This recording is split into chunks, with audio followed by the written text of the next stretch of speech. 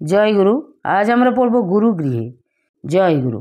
পরমহংসদেবের আশ্রমে নলিনীকান্তই ছিলেন একমাত্র ব্রহ্মচারী, কাজেই তাহারই উপরে রন্ধনের ভার পড়িয়াছিল। নলিনীকান্ত পাঠশালায়।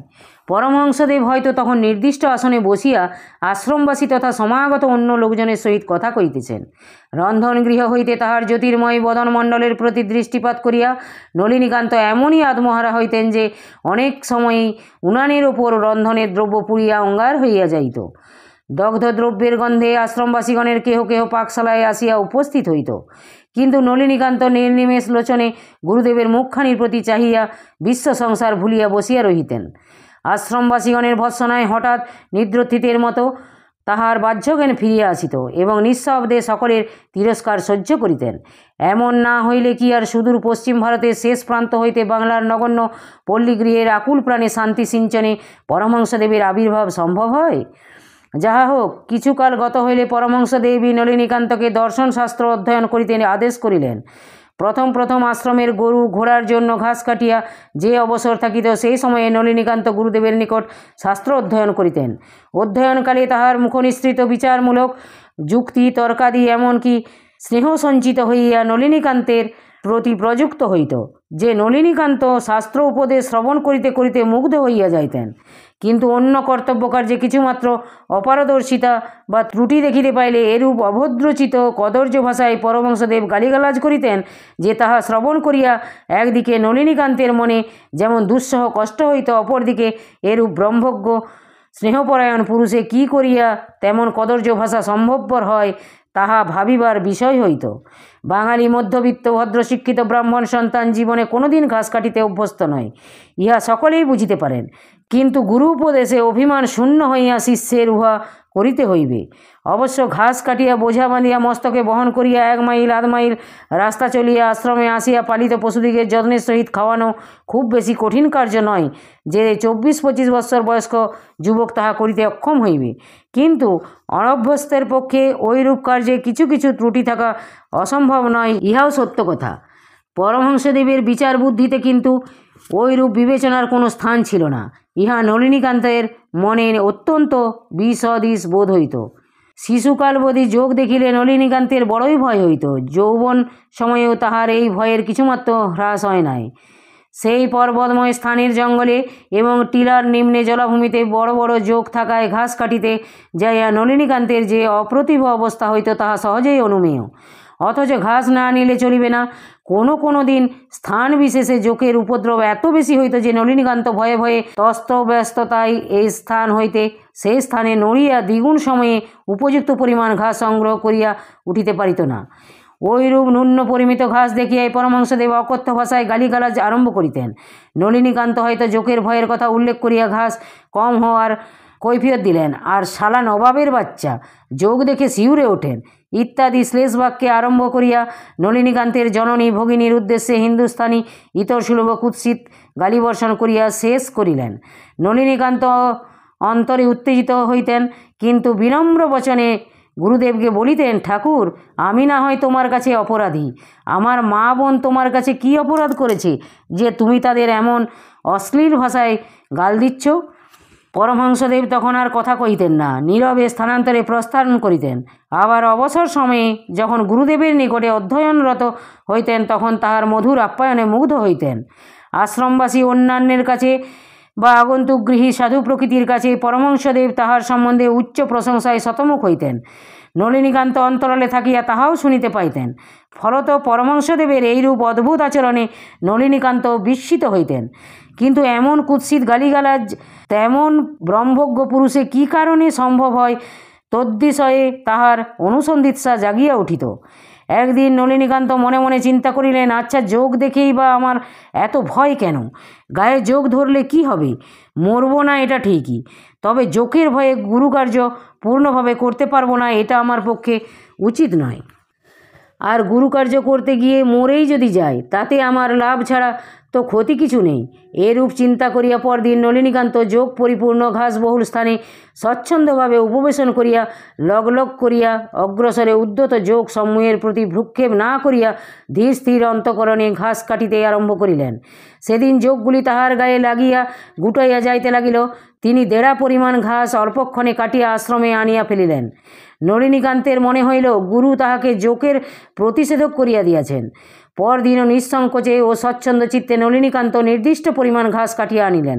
সেদিন অপরাহ্নে গুরুদেবের আদেশ হইল, অতঃপর নলিনীকান্তকে কাষ্ঠ আহরণ ও তাহা চিরিয়া রন্ধন উপযোগী লাকড়ি প্রস্তুত করিতে হইবে। জীবনে কোনোদিন কুড়াল মারিয়া কাঠ চিরেন নাই। সুতরাং এই আদেশ শ্রবণ করিয়া নলিনীকান্তের প্রথমে একটু ভাবনা হইল। পরে তাহার মনে হইল, গুরুদেব আমাকে যে কাজের ভার দিচ্ছেন তাতে আমার উপযুক্ততা আছে বুঝেই দিচ্ছেন, সুতরাং পারব কিনা এ চিন্তা করবার আমার কিছু প্রয়োজন নাই। তারপর ইষ্টচিন্তে সেই কাষ্ঠ আরোহণ ও লাকড়ি তৈয়ারি কাজে প্রবৃত্ত হইলেন। প্রথম এই কাজে অত্যধিক পরিশ্রম কষ্ট হইতে লাগিল। কুড়াল মারিতে যাইয়া প্রথম কাষ্ঠখণ্ডে কুড়ালের আঘাত না পড়িয়া এদিকে সেদিকে পড়িত। কুড়াল ছিটকাইয়া গিয়া শ্রান্ত দেহ উপর হইয়া পড়িয়া যাইবার উপক্রম হইত, অথচ বহুক্ষণের চেষ্টাতে উপযুক্ত পরিমাণ লাকড়ি সংগ্রহ হইত না। ফলে পরমহংসদেবের সুমধুর সম্ভাষণে তুষ্ট হইয়া তাহাকে নীরবে অশ্রুপাতে দিন কাটাইতে হইত। 2 দিন যাইতে না যাইতেই হাতে বড় বড় ফোসকা পড়িয়া গেল। সেই ফোসকা পড়া হাতই পুনঃ কুড়াল মারিয়া লাকড়ি চিরিতে হইল। এই রূপে নলিনীকান্তের হাতে ঘা হইয়া গেল। তথাপি নির্বিচার্য গুরুর আজ্ঞা এই শাস্ত্র নির্দেশ মনে রাখিয়া নলিনীকান্ত কর্তব্য সম্পাদন করিতে লাগিলেন। একদিন দৈবাৎ নলিনীকান্তের হাতের ঘায়ের প্রতি গুরুদেবের নজর পড়িল। তিনি জিজ্ঞাসা করিলেন, তাহার এরূপ ঘা কেমন করিয়া হইল? নলিনীকান্ত যেই তাহার কারণ জানাইলেন, আর অমনি সালা রাজপুত্রকে ফুলশয্যা করে দিতে হবে। এই রূপ শ্লেষ বাক্য এবং সঙ্গে সঙ্গে অকথ্য ভাষায় অজস্র তীব্র তিরস্কার চলিতে লাগিল। ইহাতে নলিনীকান্তের হৃদয় অসহনীয় দুঃখ উপস্থিত হইল। বিশেষত যখনই গালিবর্ষণ আরম্ভ হইত তখনই যে তাহার মাতা ও ভগিনীকে উদ্দেশ্য করিয়া হিন্দুস্থানী ইতর অশ্লীল বাক্যের প্রয়োগ হইত, তাহা নলিনীকান্তের অভিমানকে নিদারুণভাবে আঘাত করিত। সেদিনকার তিরস্কার তাহার নিকট অসহ্য বোধ হইল। সাধু বা মহাপুরুষ এই রূপ অকথ্য ভাষায় কী করিয়া গালি দিতে পারেন, তাহা নলিনীকান্ত কিছুতেই বুঝিতে পারিলেন না। অতঃপর আশ্রম ত্যাগ করিবেন এই রূপ সংকল্প তাহার মনে উদিত হইল। পরমহংসদেবের আশ্রমে যাহারা ছিলেন তাহাদের মধ্যে ব্রহ্মানন্দ নামক জনৈক সন্ন্যাসীর সহিত নলিনীকান্তের আন্তরিক হৃদ্যতা জন্মিয়াছিল।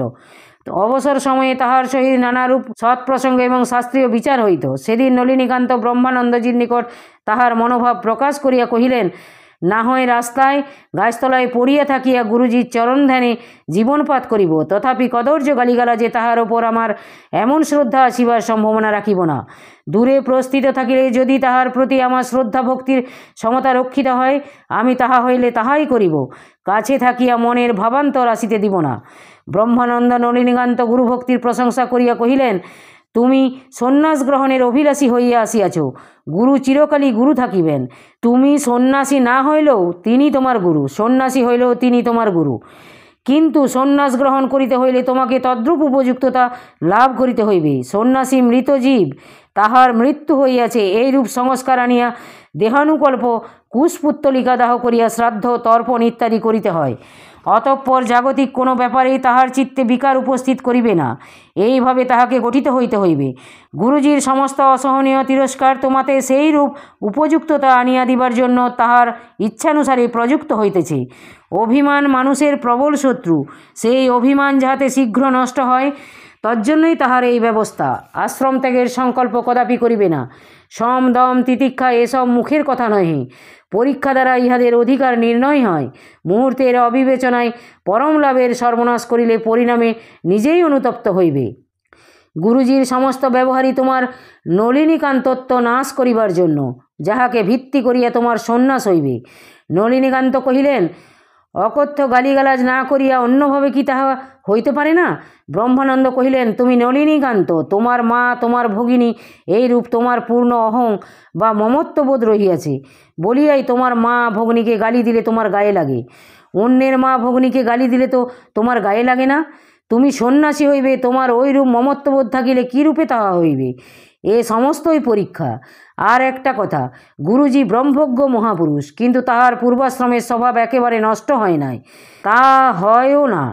পরশপাথর স্পর্শ করিলে যে আকারেরই হোক না কেন সকলই সোনা হইয়া যায়, কিন্তু প্রত্যেকেরই নিজ নিজ স্বতন্ত্র আকার থাকে।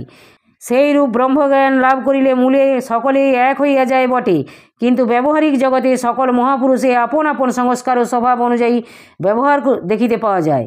বাহ্যিক স্বভাব একেবারে নষ্ট হয় না। তুমি গুরুজি মহারাজের পূর্বজীবনের ইতিহাস অবগত নহ, কাজে ইহা তুমি বুঝিতে পারো না। গুরুজি মহারাজ পূর্বজীবনে সৈনিক বিভাগে হাবিলদার ছিলেন। কাবুলের দোস্ত মোহাম্মদ ইংরেজের বিরুদ্ধে যুদ্ধ ঘোষণা করিলে ইনি প্রদেশ রক্ষণে নিযুক্ত ছিলেন। এই সময়ে দৈবাত রাত্রিকালে এক পর্বতের গুহায় ইনি এক মহাপুরুষের কৃপা লাভ করেন। তৎপর তিনি সৈনিক বৃত্তি পরিত্যাগপূর্বক সাধু হইয়া সাধনে প্রবৃত্ত হন এবং ক্রমে ব্রহ্মবিদ হইয়া ওঠেন। সৈনিকের স্বভাব ইহার একেবারে নষ্ট হয় নাই, কাজেই ব্যবহারিক ক্ষেত্রে তাহার সেই স্বভাব আসিয়া পড়ে। পূর্বজীবনে ইনি যদি একজন ইংরেজি জানা বিদ্বান থাকিতেন, দেখিতে তোমাকে গালি দিতেন স্টুপিড, ননসেন্স ইত্যাদি বলিয়া। ইংরাজি বুলির সঙ্গে বহু ইংরেজি ভাবাপন্ন ব্যবহার আসিয়া পড়িত। তুমি উচ্চগুণ সম্পন্ন, তোমার ভুল হওয়া অসঙ্গত। বুঝিবার ভুলে আশ্রম ত্যাগ করিয়া পরিণাম নষ্ট করিও না। কথাগুলি শুনিয়া নলিনীকান্তের মনে ভাবান্তর হইল। অতঃপর আশ্রম ত্যাগের সংকল্প ছাড়িয়া দিয়া তিনি পূর্ববৎ কর্তব্য কার্য করিতে লাগিলেন। ইহার পর একদিন কাঠ কাটিতে যাইয়া কুড়ালের আঘাতে নলিনীকান্ত পা কাটিয়া ফেলিলেন। সজোরে কুড়াল পতিত হয় তাহার পায়ের গভীর ক্ষত হইয়া অবিরল রক্তধারা পড়িতে লাগিল। কিছুক্ষণ রক্তরোধের চেষ্টা করিয়া নলিনীকান্ত কাষ্ঠের বোঝা মস্তকে ধারণপূর্বক স্কন্ধে কুড়াল ফেলিয়া স্বচ্ছন্দ চিত্তে আশ্রমে প্রত্যাবর্তন করিলেন। কিন্তু সেদিন হইতে কাষ্ঠ সংগ্রহ কার্য বন্ধ করিয়া গুরুদেব তাহাকে বিগ্রহ পূজার কার্যে নিযুক্ত করিলেন। পরমহংসদেবের একটি পিতল নির্মিত গোপাল মূর্তি ছিল। সেই গোপাল মূর্তির ঘষা মাজা করা হইল এখন নলিনীকান্তের প্রধান কাজ। সুতরাং এক্ষণে তাহার দীর্ঘ অবসর মিলিল। সেই সময়ে গুরুদেব তাহাকে বেদান্ত প্রভৃতি শাস্ত্র বিশেষভাবে পড়াইতে আরম্ভ করিলেন ও নানা রকম উপদেশ নির্দেশ বিধিনিষেধ ইত্যাদির মর্মোদ্ঘাটন করিয়া শিক্ষা দিতে লাগিলেন। এই সময়ে দিবারাত্রির অধিকাংশ সময়ে নলিনীকান্ত গুরুর সন্নিধানে তাহার সেবাকার্যে নিযুক্ত থাকিতেন। গুরুদেবের তিরস্কার বাক্যে তখন আর নলিনীকান্তের দুঃখ হইত না, উহাকে তাহার স্বাভাবিক প্রীতি সম্ভাষণ বলিয়াই মনে হইত। এই রূপ গুরুদেবের নির্দেশ অনুসারে একটির পর একটি করিয়া নলিনীকান্ত 1 বৎসরের স্বল্পাধিককালে বহু বিষয়ক বহু শাস্ত্রগ্রন্থ গুরুমুখ নিঃসৃত ব্যাখ্যা ও টিপ্পণী সহকারে অধ্যয়ন করিলেন। ধর্ম সম্বন্ধীয় জটিল তত্ত্বের মীমাংসাকল্পে শাস্ত্রীয় যুক্তি প্রমাণগুলি পুঁথি হইতে খুঁজিয়া পড়াইয়া লেখাইয়া এবং পুনঃ পুনঃ আলোচনা করাইয়া বিরুদ্ধ তর্ক উপস্থাপনে পূর্ণ যুক্তি দর্শাইয়া দৃষ্টান্ত সহ যথার্থ তত্ত্ব উদ্ঘাটন করিয়া প্রয়োজনীয় শ্লোক সূত্র ভাষ্য বা টিকা টিপ্পণীগুলি পরমহংসদেব এমন সহজ সরল কথাবার্তার মধ্য দিয়া পুনঃ পুনঃ প্রশ্নোত্তর ছলে শিক্ষা দিলেন যে বিষয়গুলি নলিনীকান্তের হৃদগত ও কণ্ঠস্থ হইয়া গেল। ধর্ম বিষয়ের সহিত সংস্রব শূন্য এমন কতকগুলি শাস্ত্রও তাহাকে অধ্যয়ন করিতে হইল, যাহা তাহার কাছে নিতান্তই অপ্রয়োজনীয় মনে হইল। ইহাতে বৃথা সময়ক্ষেপ হইতেছে মনে করিয়া একদিন নলিনীকান্ত ওই সকল শাস্ত্রপাঠের প্রয়োজনীয়তা সম্বন্ধে প্রশ্ন উত্থাপন করিলেন। পরমহংসদেব তদুত্তরে সস্নেহে কহিলেন, সন্ন্যাসী লোকগুরু। শাস্ত্রানুসারে সন্ন্যাসী অন্য 3 আশ্রমের শিক্ষক ও উপদেষ্টা। সুতরাং লোক শিক্ষার্থে সন্ন্যাসীকে সকল বিষয়ে শিক্ষিত হইতে হয়। যুগ যুগান্তর হইতে সন্ন্যাসীগণ বহুবিধ জ্ঞান ও সাধন শক্তি দ্বারা লোক সমাজে এমন প্রতিষ্ঠা অর্জন করিয়া গিয়াছেন এবং সন্ন্যাসী সম্বন্ধে সর্বসাধারণের এমন সংস্কার জন্মিয়া গিয়াছে যে জীবনের যে কোনো রূপ সমস্যায় মানুষ সন্ন্যাসী শরণাপন্ন হইলে প্রকৃত হিতকর উপায় বা সিদ্ধান্ত প্রাপ্ত হইবে। এই রূপ ধারণা একরূপ সার্বভৌমিকভাবে জনগণের চিত্তে দৃঢ় মুদ্রিত হইয়া গিয়াছে। বস্তুত সন্ন্যাসীর জীবন একমাত্র জগতের হিতের জন্যই নিয়ন্ত্রিত হইবে। সন্ন্যাসী ধর্মকেই একমাত্র চরম লক্ষ্য জানিয়া স্বয়ং নিত্যমুক্ত শুদ্ধ বুদ্ধ স্বভাব উপলব্ধি করিয়া স্থূলদেহে জীবিতকাল পর্যন্ত জগতের হিতকর চিন্তায় ও কার্যে নিয়োজিত থাকেন। সুতরাং সকল বিষয়ে সকল শাস্ত্রে তাহাকে অভিজ্ঞতা অর্জন করিতে হইবে। সন্ন্যাসী নিঃসঙ্গ নিরপেক্ষ জীবনযাপন করেন বলিয়া কাহারও মুখাপেক্ষী বা শিক্ষাপেক্ষী নহেন। মানব জীবন বলিতে যাহা বুঝায় দেহ দেহের প্রয়োজন, গ্রহ নক্ষত্রাদি, জন্ম মৃত্যু, রহস্য, ইহকাল পরকাল তত্ত্ব, সুখ শান্তির স্বরূপ, উহা প্রাপ্তির উপায়, আপদ বিপদের হেতু, তন্নিবারণের উপায় স্থূল সূক্ষ্ম কারণ দেহ অর্থাৎ এই পৃথিবী ও মানব জীবন সম্পর্কিত যাহা কিছু সর্ববিষয়ে সন্ন্যাসীকে জ্ঞান লাভ করিতে হইবে। এক কথায় মানবতা সন্ন্যাসীর আদর্শ। এক্ষণে এসব নিষ্প্রয়োজন হইবে জানিয়াও তোমাকে আমি সকল শাস্ত্রের শিক্ষা প্রদান করিতেছি। শ্রদ্ধা সম্পন্ন হইলে সমস্ত অধীত শাস্ত্রই তোমাতে এক সময়ে অর্থসহ প্রতিভাত হইবে। নিজের জন্য না হইলেও লোকশিক্ষার জন্য এই সব শাস্ত্রের প্রয়োজন রহিয়াছে। ব্রহ্মজ্যোতির উদ্দীপিত বদনমণ্ডলে এমন এক অমানুষিক মহিমায় পরমহংসদেব কথাগুলি কহিলেন যে নলিনীকান্ত আর দ্বিরুক্তি করিতে পারিলেন না। শ্রী শ্রী ঠাকুর বলিতেন, তখন বুঝিতে পারিনি পরমহংসদেব কেন আমাকে এই সব শাস্ত্র পড়ালেন। তখন থেকেই আমার তার গদিতে বসাবেন এই ইচ্ছা তিনি মনে পোষণ করতেন, নইলে আমার নিজের জন্য বেদান্তই ছিল যথেষ্ট। জগৎগুরুর দায় আমাকে অর্পণ করার পর থেকে আজ পর্যন্ত কত লোকই যে এসে কত রকম প্রশ্ন করছে তা শুনে অবাক হয়ে যায়। এর মধ্যে দুরারোগ্য ব্যাধি হতে রক্ষা পাবার উপায়ের প্রশ্নই হচ্ছে বেশি। আমি তাদের বলি আমি ডাক্তার বা কবিরাজ নই। ডাক্তার কবিরাজরাই এ বিষয়ে অভিজ্ঞ, তাদের কাছেই এর মীমাংসা হবে, এ কথা তারা কিছুতেই মানে না। সময়ে সময়ে ভারী বিরক্তি এসে পড়ে, অথচ দেখছি ওরা কষ্ট পাচ্ছে। ক্রোধ প্রকাশ করে তাদের মনে আরও কষ্ট দিতে ইচ্ছা হয় না। বুঝিয়ে বললেও তারা ছাড়বে না। তাদের সেই এক কথা, আপনি এর একটা উপায় বলে দিন। অনেক সময় বাধ্য হয়ে একটা কিছু বলতে হয়েছে, হয়তো তা বিশ্বাস করে লোক সেরেও উঠেছে। ফিরে এসে তারা আবার বলে, আমার কৃপায় আমি রোগমুক্ত হয়েছি। আমি তো জানছি যে তাকে সে নিজেই কৃপা করেছে। ওই বিশ্বাসটুকু করেছিল বলেই যা বলে দিয়েছি তাতেই ফল হয়েছে। এমন অনেক সময় হয়েছে সাংসারিক বিষয় সম্পর্কিত কর্তব্য সম্বন্ধে আমার কাছে এসে প্রশ্ন করছে। সংসার থেকে পালিয়ে গেছি অনুপযুক্ত বলে, অথচ আমাকে তা নিয়ে জিজ্ঞাসা করছে। কেউ বা মামলা মোকদ্দমার কথা আমাকে জিজ্ঞাসা করে। আমি উকিল নই, অথবা সেসব বিষয়ে আমার ব্যক্তিগত জীবনের অভিজ্ঞতাও কিছু নেই, তবু আমাকে এসে ধরছে। তাছাড়া এমন সব অদ্ভুত বিষয়ে সম্বন্ধে লোকে এসে প্রশ্ন করে যা দেশের বড় বড় বিদ্বান পণ্ডিত বা সেই সব বিষয়ে বিশেষ পারদর্শী অর্থাৎ এক্সপার্টদের জিজ্ঞাসা করলে সুষ্ঠু মীমাংসা পেতে পারে না। তারা আমাকে এসে বলবে, কি মুশকিল বলো দেখি। ঠাকুর হয়ে বসেছি, পর থেকে বুঝছি কেন নানা রকম শাস্ত্র পরমহংসদেব তখন পড়িয়েছিলেন। গুরুগিরিতে যে এমন ঝঞ্ঝাট তা আগে বুঝিনি। বস্তুত যাহারা উপযুক্ত গুরু হইতে সন্ন্যাসপ্রাপ্ত হয় তাহারা যে কত উচ্চ স্তরের মানুষ তাহা যাহারা সন্ন্যাসীগণের সহিত সর্বদা মিলামিশা করিয়াছেন শুধু তাহারাই বুঝিতে পারেন। সর্বসাধারণের ধারণা যে সন্ন্যাসীরা একমাত্র সাধন ভজন বিষয়ে বিশেষজ্ঞ, অন্য বিষয় সম্পর্কে তাহারা নিতান্তই মূর্খ বা আহাম্মক। কিন্তু এই রূপ ধারণা সম্পূর্ণ ভ্রমাত্মক। শ্রী শ্রী ঠাকুর বলতেন, আহাম্মক বা বোকা মানুষ কখনো সন্ন্যাসী হতে পারে না। যাহারা প্রকৃতপক্ষে লোকগুরু হইবার উপযুক্ত একমাত্র তাহাদিগকেই সন্ন্যাস দেওয়া হয়। গৃহত্যাগী সাধু হইলে সাধারণ কথায় লোকে সন্ন্যাসী বলে, কিন্তু তাহা নহে। সন্ন্যাস একটি শাস্ত্রীয় সংস্কার। 10 বিধ সংসারে যেমন শাস্ত্রীয় ক্রিয়াকলাপের অনুষ্ঠান হয়, সন্ন্যাসও সেই রূপ শাস্ত্রীয় ক্রিয়া অনুষ্ঠানের গুরু থেকে লাভ করিতে হয়।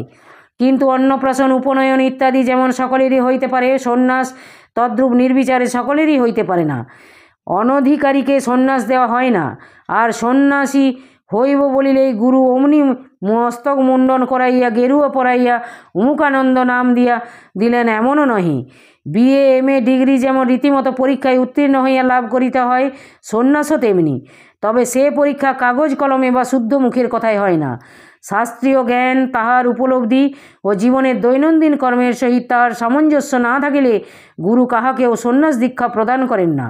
লোক সমাজে প্রতিষ্ঠা অর্জন মানসে মিথ্যাচার অবলম্বনে মতলবানন্দ সাজিয়া ভণ্ডামি যে করিবে তাহার কথা স্বতন্ত্র। সাংসারিক লোকের পরিচয় জ্ঞাপন পদকে নাম বলে, সন্ন্যাসীর পরিচয় জ্ঞাপক পদকে নাম না বলিয়া স্বরূপ বলা হয়। যেমন বিবেকানন্দ স্বামী একজনের নাম নয়, উহা তাহার স্বরূপ।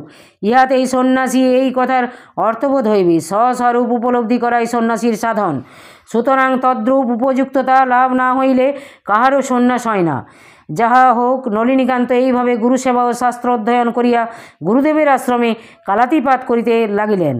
একদিন সাহসে নির্ভর করিয়া নলিনীকান্ত গুরুদেবের নিকট সন্ন্যাস প্রার্থনা করিলেন। পরমহংসদেব তাহাকে উপযুক্ত বুঝিয়া কহিলেন, সন্ন্যাস দিতে হইলে তোমার পিতামাতার সম্মতির প্রয়োজন। তাহারা সম্মত হইলে দিব। বলা বাহুল্য, নলিনীকান্তের অল্প বয়স লক্ষ্য করিয়াই পরমহংসদেব এ কথা কহিলেন। নলিনীকান্ত কহিলেন, সন্ন্যাস লইতে পিতামাতার সম্মতি প্রয়োজন হইলে এ সংসারে কাহারও সন্ন্যাস লওয়া হইবে না। জগৎগুরু শ্রীমৎ শঙ্করাচার্যকেও কৌশলে মাতার সম্মতি লইতে হইয়াছিল। বিশেষত উক্ত বিধি নিতান্ত স্বল্পবয়স্ক ও একমাত্র পুত্র স্থলেই প্রযোজ্য, কিন্তু তাহা অত্যন্তিক ও ঐকান্তিকভাবে নহে, তীব্র বৈরাগ্য স্থলে উক্ত বিধিরও লঙ্ঘন হইতে পারে। পরমহংসদেব হাসিয়া বলিলেন, আচ্ছা, অপেক্ষা করো, যখন দিবার সময় হবে তখন নিজেই ডাকিয়া দিব। নলিনীকান্ত কতকটা আশ্বস্ত হইলেন, কিন্তু নিশ্চিন্ত হইতে পারিলেন না। ইহার পর আরও কয়েকদিন অতিবাহিত হইল। অবশেষে একদিন পরমহংসদেব নলিনীকান্তকে ডাকিয়া তাহাকে সন্ন্যাস দিবার ইচ্ছা প্রকাশ করিলেন এবং দিন স্থির করিয়া দিলেন। শ্রী শ্রী ঠাকুর বলিয়াছেন, সেদিন গুরুদেবের সম্মতি পেয়ে আমার যে কী আনন্দ হয়েছিল তা এখন ভাষায় বুঝাতে পারবো না। শুনে তখনই আমার লাফিয়ে ওঠার ইচ্ছা হলো। গুরুদেবের সামনে কোনো রকমে নিজেকে সংযত রেখে নির্জনে গিয়ে খুব কতক্ষণ লাফিয়ে ঝাঁপিয়ে নেচে নিলাম। কেউ হয়তো কোনো কিছুর জন্য আমাকে ডাকলো, আমি দৌড়ে এসে হাজির হলাম। হেঁটে চলা যেন ভুলে গেলাম, ছুটে চলাটাই যেন আমার স্বভাব হয়ে গেল। আমার এই রূপ ছুটে চলা দেখে গুরুদেব একটু একটু হাসতে লাগলেন। আমাকে লক্ষ্য করে যে তিনি হাসছেন তা তখন বুঝতে পারিনি। জয় গুরু, জয় গুরু। আজ এই পর্যন্তই। যদি আপনাদের ভালো লেগে থাকে চ্যানেলটিকে সাবস্ক্রাইব করে সাথে থাকবেন। জয় গুরু, জয় গুরু।